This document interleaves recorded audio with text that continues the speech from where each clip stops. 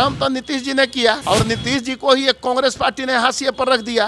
तो कांग्रेस पार्टी का यह इतिहास रहा है कि जिस नींव को पकड़ के वो चलती है उसी नींव को वो धराशायी पहले कर देती है। ये भारतीय जनता पार्टी का इतिहास नहीं रहा। भारतीय जनता पार्टी राष्ट्र निर्माण में और राष्ट्र की शान में, राष्ट्र का शान कैसे बढ़े वह काम कर रही है और बड़ा अच्छा हुआ। मैं तो इन्हें बधाई देना चाहता हूँ, चाहे नीतीश जी रहें चाहे वो उद्धव ठाकरे जी रहें, कि कम से कम समय पर उन्होंने कुछ सोचा। तो पैनोरमा ग्रुप, जो सोचता है वो करता है।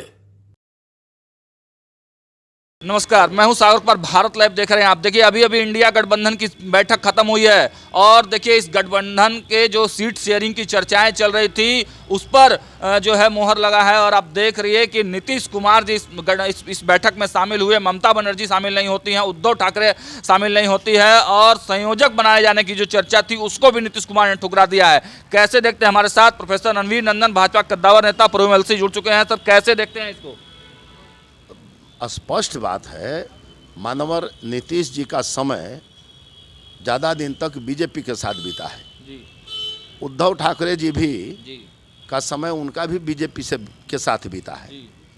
और भारतीय जनता पार्टी संसदीय दल के नेता और हमारे माननीय प्रधानमंत्री नरेंद्र मोदी जी ने जो आज एक ऐतिहासिक काम किया है, रामलला को 22 जनवरी को अयोध्या में स्थापित करने का जो निर्णय और इतनी जो बड़ी तैयारी हो रही है, तो जाहिर है कि राम जी का कुछ आशीर्वाद इन लोगों को मिला होगा, जिसके कारण इन लोगों को भी लगता होगा कि जब ईमानदारी पूर्वक जब हम भारतीय जनता पार्टी के साथ रहे और इतने लंबे समय तक रहे, तो अब ये राम विरोधी इंडिया गठबंधन के साथ यदि हम चले जाते हैं और यदि उनकी बातों को स्वीकार करते हैं, हो सकता है कि कल जो प्रचंड बहुमत जो आ रहा है वह प्रचंड बहुमत के सामने मतलब इनका जो ओज सोज है वह फीका पड़ जाए। इसके लिए इन्होंने मतलब कि इंडिया गठबंधन की बहुत सी बातों को नहीं माना और ये जो संयोजक बनने की बात चल रही है, तो मैं एक बात कहना चाहता हूँ, प्रारंभ तो नीतीश जी ने किया और नीतीश जी को ही एक कांग्रेस पार्टी ने हाशिए पर रख दिया। तो कांग्रेस पार्टी का यह इतिहास रहा है कि जिस नींव को पकड़ के वो चलती है उसी नींव को वो धराशायी पहले कर देती है।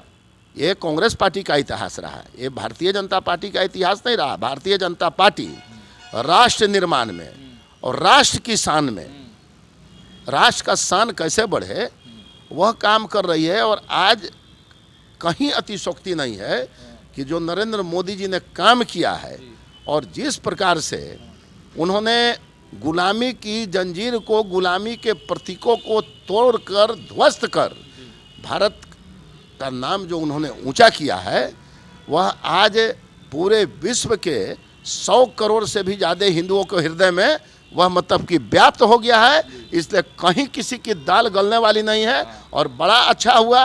मैं तो इन्हें बधाई देना चाहता हूँ, चाहे नीतीश जी रहें चाहे वो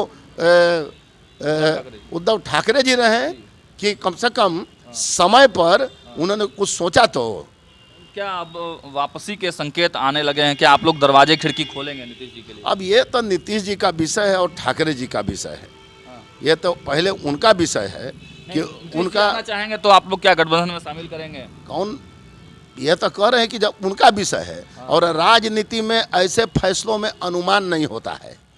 पहले वो तो अपना मतलब कि ताला चाबी न खोलें, उसके बाद न देखा जाएगा कि क्या करना है क्या नहीं करना है। हमारे नेता जो हैं, हमारे माननीय प्रधानमंत्री जी हैं, मानवर गृह मंत्री अमित शाह जी हैं, हमारे राष्ट्रीय अध्यक्ष नड्डा जी हैं, तो ये तीनों जो हैं पहले इनका मंतव्य न सामने आएगा, तब न उनके मंतव्य को देश देखेगा। नहीं, एनडीए से जो है अब उठने लगी है आवाज नीतीश कुमार को वापस लाने के लिए। देखिए चंदन सिंह जो नवादा के एमपी हैं वो कह रहे हैं कि नीतीश जी को अब गठबंधन छोड़कर एनडीए में आ जाना चाहिए। तो ये तो उनका ना विषय है, ये तो नीतीश कुमार जी के पार्टी का विषय है, उद्धव ठाकरे जी के पार्टी का विषय है, उनके जो एलाइज हैं यह उनका विषय है। और मैं जहाँ तक लोग तैयार हैं, मैं यह विषय ही नहीं है अभी। अभी विषय उनके पास है कि उनका मतलब कि मंतव्य क्या है। आखिर इंडिया गठबंधन गए, उन्होंने इंडिया गठबंधन बनाया, आज वो गठबंधन छिन्न भिन्न हो गया। ममता बनर्जी एक अलग रास्ता पकड़ ली, अखिलेश यादव अलग रास्ता पकड़े हुए हैं, ये सारे के सारे लोग अलग रास्ता पकड़े हुए हैं। और तो और मतलब कि आग में घी का काम ये खड़गे और सोनिया गांधी जी ने किया कि राम जन्मभूमि का आमंत्रण ठुकरा दिया। तो ये जो पूरा जनमानस है, भारतीय जनमानस है, ये इनके पूरा खिलाफ है। तो इनके साथ जो सटने वाले जितने दल हैं उनकी हालत पतली हो गई है कि इन्होंने ऐसा निर्णय दिखला दिया जिसके कारण कल के चुनाव में हमारा इनका तो सुपड़ा साफ ही होगा, हमारा भी सुपड़ा साफ हो जाएगा। लोग अपना सोच रहे हैं कि भाई हम क्या करें। नीतीश कुमार अगर आना भी चाह रहे हैं तो आप लोग लगातार बयानबाजियां कर रहे हैं। गिरिराज सिंह कहते हैं कि खिड़की दरवाजे सब बंद हैं।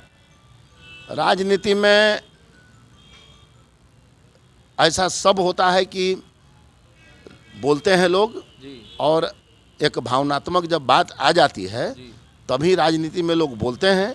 मैंने आपको कह दिया कि यह विषय जो है नीतीश जी का विषय है, और यह विषय जो है कि उद्धव ठाकरे का विषय है।